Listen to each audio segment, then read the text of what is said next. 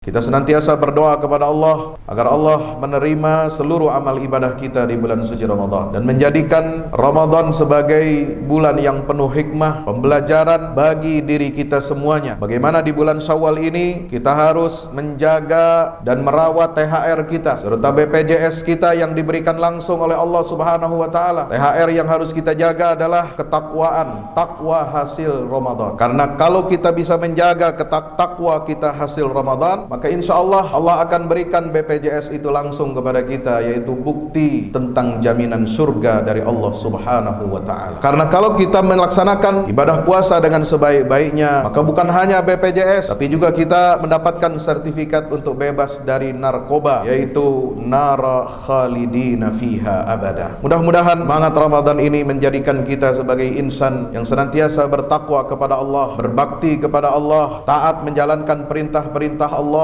dan senantiasa kita dapat menjauhi seluruh larangan-larangan Allah Subhanahu wa ta'ala dalam kehidupan kita. Hadirin dimuliakan Allah Subhanahu wa ta'ala. Maka itu Allah memberikan tarbiyah, pendidikan ruhiyah, pendidikan penyucian jiwa spiritual. May ya'mal su'an aw yazlim nafsah, siapa orang yang mengerjakan keburukan atau menzalimi dirinya, tsumma yastaghfirillah, kemudian dia mau memohon ampun kepada Allah, yajidillaha ghafurar rahima, seperti Nabi SAW hampir berbuat zalim, tapi kemudian dia memohon ampun kepada Allah Jalla Jalaluhu Subhanahu wa ta'ala, maka Allah pasti akan mengampuni semua dosa-dosa kita. Syaratnya kita harus segera melepaskan diri dari perbuatan jahat, perbuatan dosa itu. Kita menyadari tanggung jawab kita di hadapan Allah Subhanahu wa ta'ala dan mau memohon ampun kepada Allah, niscaya Allah pasti akan mengampuni dosa-dosa kita. Tapi sebalik, wa may yaksib itsman fa innama yaksibuhu ala nafsihi wa kana Allahu aliman hakima, wa may yaksib khati'atan aw itsman thumma yarmi bihi bari'an faqad ihtamala buhtan